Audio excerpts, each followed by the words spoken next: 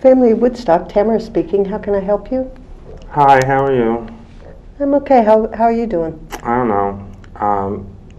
Somebody gave me this number and said I can call if I wanted to talk. It's fine. It's okay. It's Sure. in the middle of the night here. No, it's fine. It's a good time to call. Oh, thank you. So what's going on? I don't know. I just can't sleep. I'm just got things on my mind. Things just aren't going good right now. And it's making it hard to sleep? Yes, I toss and turn and get up, turn the TV on, and nothing on. Go back to sleep, get back up. Stuff like that. It's hard when you're not getting good sleep. What kind of things are on your mind? Well, I'm not working right now. I just kind of lost my job, I'm sorry. and so I kind of like sleep during the day. At night, I have no. It's just depressing. That's all. I don't know what to do. I don't even know why I'm calling. Well, you had the impulse to call. I think it was good that you did. There's a lot going on. I just didn't know who else to turn to, and when a friend gave me this number, I said, okay. I had it written down for a while, and well, here I am. Well, I'm glad you called. It's a good thing to reach out when you're feeling like this. So it sounds like a lot's going on in your life. Yeah, I just don't know what's happening. I'm alone. I don't have anybody behind in my rent. I don't know what's going to happen. I'm just kind of desperate here, I guess.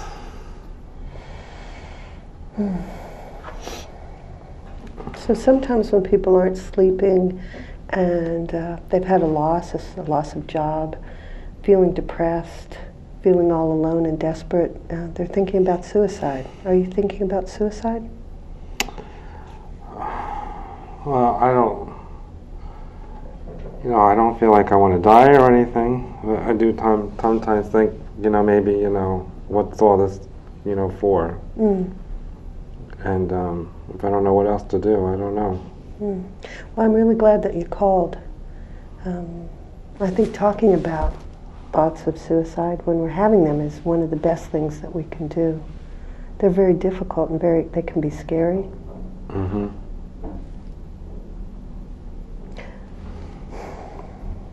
don't know what I'm going to do. Well, you talked about feeling alone, feeling depressed, feeling desperate. Can you say more about that? Well, it's just not having a job and a place to go and no one to sit and have dinner with and share your life with and but then I'm like, well, I might even lose my house because I can't pay the bills and who'd want to be with me anyway? So I'm like, it's all going through my mind. Desperate, like I said. Yeah, I can see that. The loneliness and the desperation, and it sounds like you're feeling a little hopeless because of the house situation and losing your job. Those are painful things. I wouldn't want to be homeless. I don't know what I would do. Well, you're not homeless right now, which is the good thing, and you've called, which is another good thing. Have you explored any options for getting help? Well, just looking for another job. And hopefully things will get better, but it's hard out there right now. And when you're not sleeping, then you're probably not your best during the day, so being able to think clearly about the steps you need to take and getting out there to do interviews and look for jobs might be more difficult. Yeah. Because I'm like sleep till afternoon sometimes, and then I'm not motivated, and maybe I'm not trying hard enough. I don't know. Well, it's hard times right now for everybody, so it's not necessarily that you're doing something wrong. There are a lot of people that are struggling. It's a hard time right now in our society. Yeah. So, have you been depressed in the past?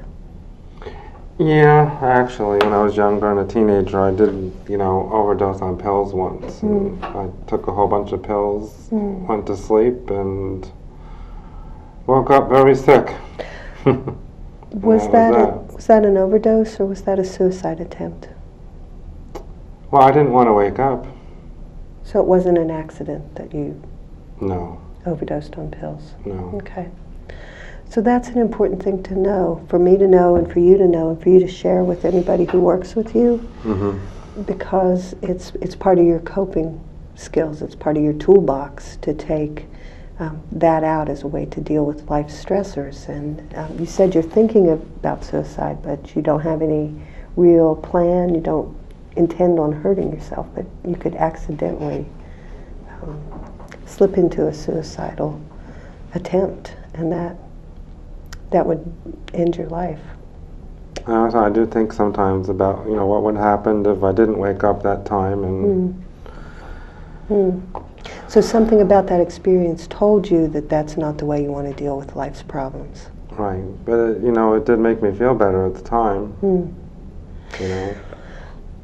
So I want to just do a little safe planning with you. We do this with people who are having thoughts of suicide but not necessarily have a plan to act on immediately.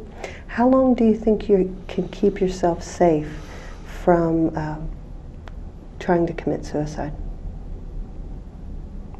You mean like tonight, or next week? Tonight, a week, a month? Well, I still have time before I have to worry about whether the landlord's going to kick me out or whatever. And as long as I have my bed to toss and turn around, and and now I know who I can call if I have to. So you can assure me that you're not going to act anytime soon on these thoughts. No, I don't think that's And going to happen. it's okay to have thoughts of suicide. It's the behaviors that we worry about.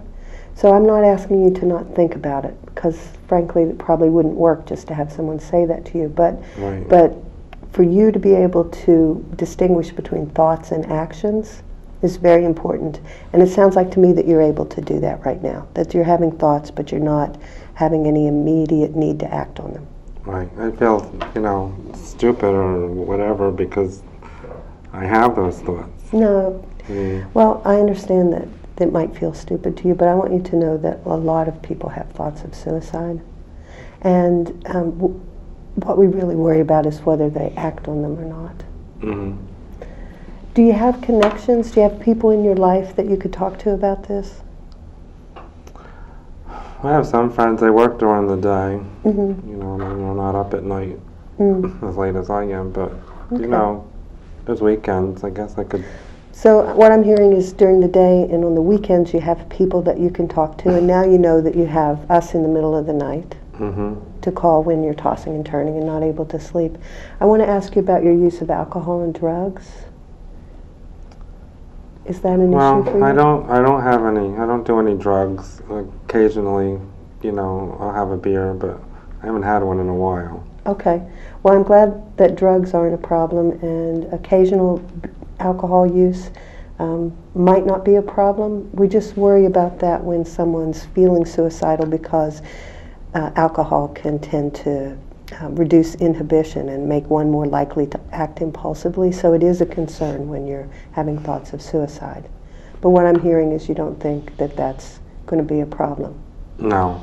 Okay. I don't think so. So I want to give you another number that you can call. Okay. It's another suicide number. It's 1-800. Hold on a minute. Okay, go ahead.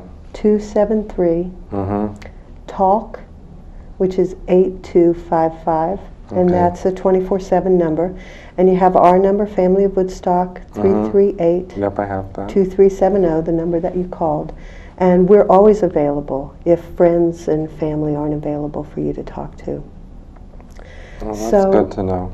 There are also other issues that maybe if we talked in the day, you could call back in the daytime and we could think about some of the problems and whether we have referrals or any kind of suggestions about how to deal with your mortgage and housing and job and all of that. But well, that would actually be something that would be good for me. Good. So how are you feeling now? I feel a little bit better.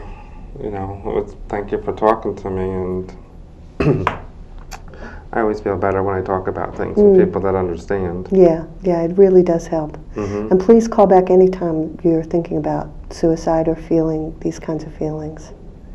Yeah, thank you for that. Okay. Try to get some sleep.